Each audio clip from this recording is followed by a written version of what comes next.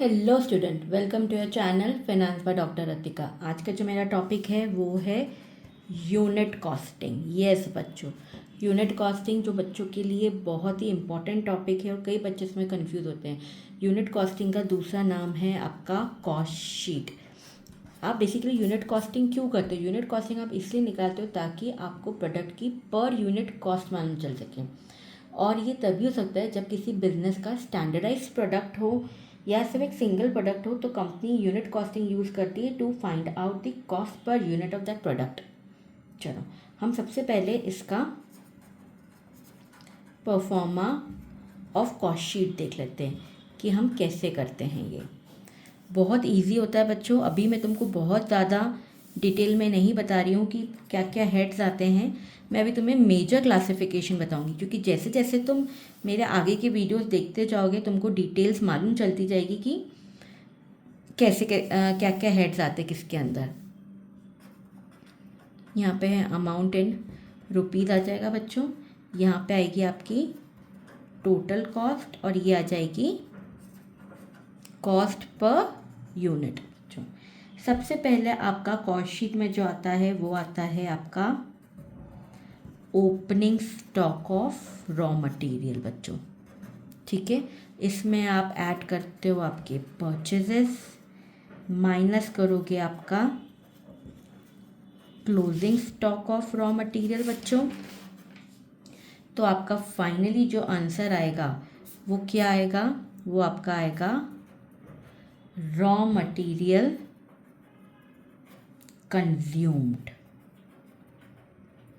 ठीक है बच्चों, रॉ मटेरियल कंज्यूम्ड आएगा आपका। इस रॉ मटेरियल कंज्यूम में जब आप फर्दर ऐड करते हो आपके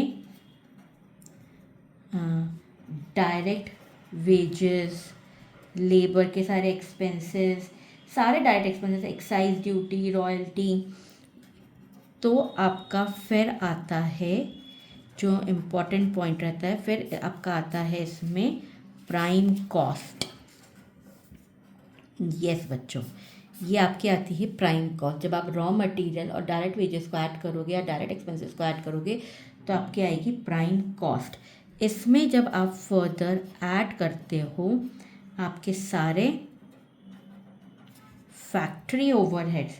फैक्ट्री ओवरहेड्स में बच्चों, अब आपके फैक्ट्री ओवरहेड्स को आप फैक्ट्री ओवरहेड भी बोल सकते हो या प्रोडक्शन ओवरहेड भी बोल सकते हो या वर्क ओवरहेड्स भी बोल सकते हो। क्या क्या बोल सकते हो? फैक्ट्री बोल सकते हो, प्रोडक्शन ओवरहेड बोल सकते हो या फिर वर्क ओवरहेड। जब हम प्राइम कॉस्ट में ये ऐड करते हैं तो जो हमारा आंसर आता है वो आता है हमारी फैक्ट्री कॉस्ट। बच्चों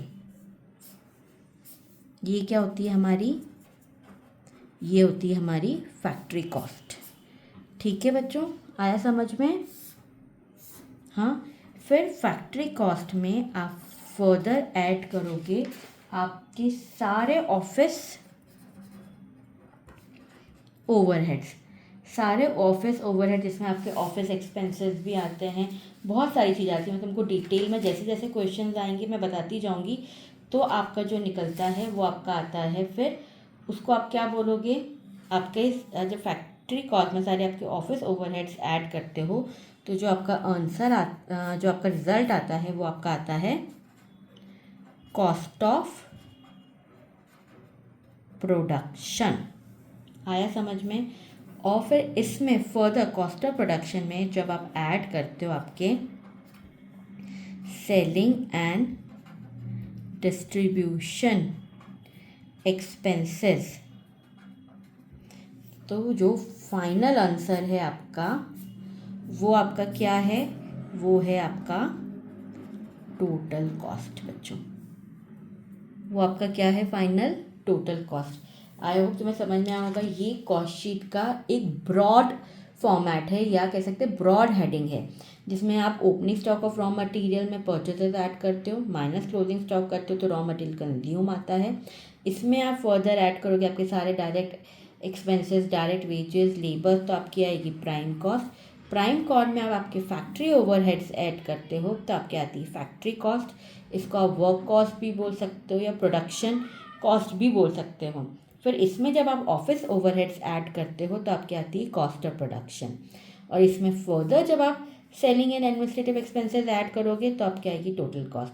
अब बच्चों ऑफिस ओवरहेड्स में भी बहुत सारे सब हेडिंग्स हैं, जो तुमको मैं जैसे जैसे लेक्चर्स अपलोड होते जाएंगे तुमको समझ में आता जाएगा कि इसके अंदर और कौन कौन से एक्सपेंसेस आते हैं। सिमिलरली सेलिंग एंड डिस्ट्रीब्यूशन में भी अलग अलग एक्सपेंसेस हैं, पर जैसे जैसे तुम वीडियोस देखते जाओगे तुमको क्लियर होता जाएगा कि क्या क्या इनके अंदर हेड्स आते हैं। अभी बस ये एक ब्रॉड फॉर्मेट तुम समझ लो, ठीक है।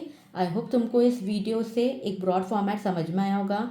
मेरा अगला वीडियो जो है उसमें मैंने एक बहुत ही बेसिक क्वेश्चन दिया है कॉस्ट शीट का, ताकि तुम्हारे कॉन्सेप्ट्स क्लियर हो जाए। तो उससे तुमको ये समझ में आ जाएगा कि हम कॉस्ट शीट बनाते कैसे हैं, ठीक है। अगर फिर भी कुछ डाउट हो तो नीचे कमेंट सेक्शन में बिल्कुल पूछ सकते हो मुझसे। मेरा चैनल सब्सक्राइब करना और लाइक करना बिल्कुल मत भूलना, और कुछ भी सजेशन हो तो नीचे कमेंट सेक्शन में लिख सकते हो। Thank you.